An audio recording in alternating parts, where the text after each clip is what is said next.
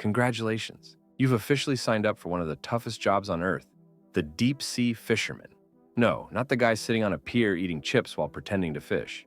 You're heading hundreds of miles into the North Atlantic, where the waves are taller than your house. The wind could skin a pineapple, and sleep is just a rumor. At 3 a.m., while normal people are drooling into their pillows, you're crawling out of a metal bunk that smells like diesel, fish guts, and despair. You've got 5 layers of waterproof gear on, and somehow, you're still wet. You step outside and bam! A freezing blast of wind punches you in the face. Welcome to the office. You're about to haul in a trawl net that weighs as much as an elephant. The deck is slick with seawater and half-frozen fish slime.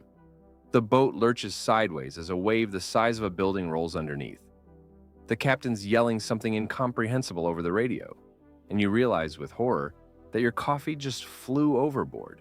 Fishing out here isn't a job. It's a game of how much abuse can a human body take before giving up. And spoiler, the ocean always wins eventually. The Bureau of Labor Statistics literally ranks commercial fishing among the deadliest professions on Earth. More dangerous than firefighting, policing, and arguably marriage. The North Pacific fishing fleet alone loses dozens of people every year to rogue waves, equipment failures, and accidental disappearances. Translation: the ocean doesn't return all her guests. You're not just battling nature. You're battling sleep deprivation, hypothermia, and 100-pound chunks of steel swinging over your head in gale force winds. Fun. By now, you've been awake for 22 hours straight. You smell like a decaying aquarium. Your hands look like someone tried to sandpaper them off. And there's no clocking out. You fish until the quota's met or the sea decides you're done, whichever comes first. So, why do people even do this? Simple: money. On paper, deep-sea fishing sounds like a gold mine. Crabbers in Alaska can earn over $40,000 in a single season.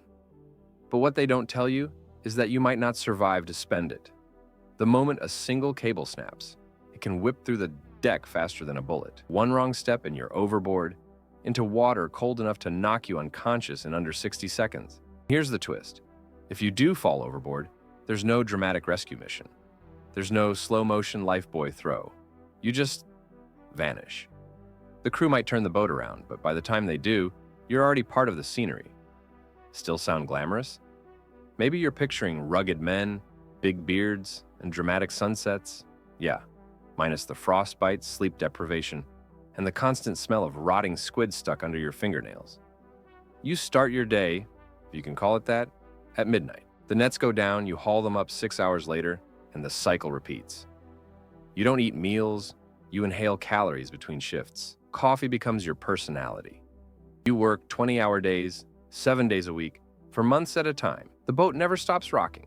Even when you lie down, your brain still sways. You wake up dizzy, and it's not seasickness anymore. It's just your default setting.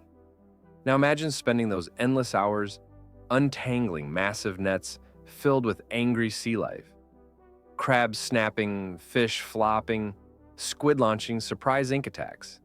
It's a live-action horror movie where everyone's screaming and everything smells like low tide. Sometimes your fingers go numb from the cold. That's not just discomfort, that's early frostbite. Your boots never dry, your gloves stay damp, and your skin starts peeling like old paint. Romantic, right? Let's talk about the real villain here. The ocean. Beautiful? Sure, but she's also a serial killer with mood swings. You're standing on a floating tin can in 40-foot waves, trying to hold onto a rope thicker than your arm, while ice builds up on the deck like frosting on a death cake. A sudden storm can flip your vessel like a toy, and the nearest help, probably 300 miles away. Coast Guard might reach you in a few hours, if they can even find you. By then, your boat's already on the ocean floor, and you're on a first-name basis with Poseidon. Everything on deck is designed to kill you. Hydraulic winches crush bones like soda cans. Steel cables slice through flesh. Hooks the size of your hand rip through boots, and sometimes feet. One wrong move, and you're permanently part of the net. Every fisherman has a story or a scar to prove it. You'll see guys patch up gashes with duct tape, pop painkillers like Skittles, and head right back to work. Because if you slow down, the whole crew pays. There's no sick day, no time off, just Wrap it and keep hauling.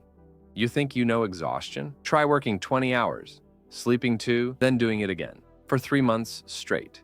Your dreams start blending with reality. You hallucinate voices in the waves. You start calling the ice machine Steve. Your brain rewires itself to survive, and not in a cute way. Studies show that after 48 hours of interrupted sleep, your reaction time is as bad as if you were legally drunk. Now add high winds, darkness, and razor-sharp hooks to the mix. You're basically performing surgery during an earthquake. You haven't seen land in weeks.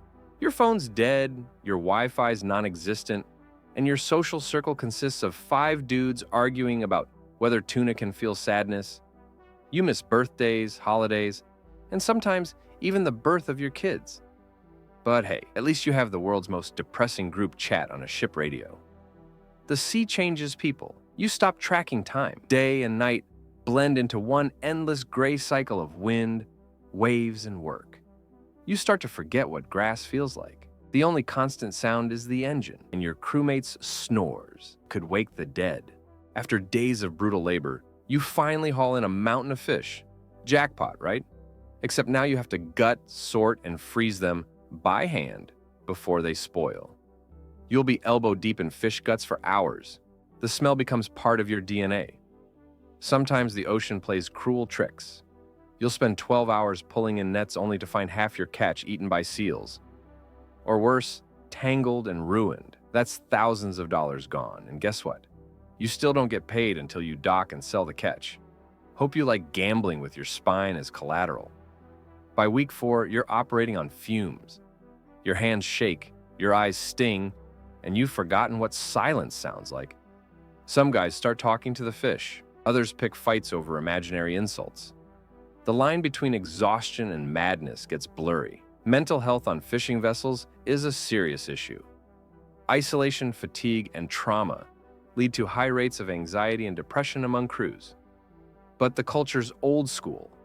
Don't whine, don't rest, don't stop.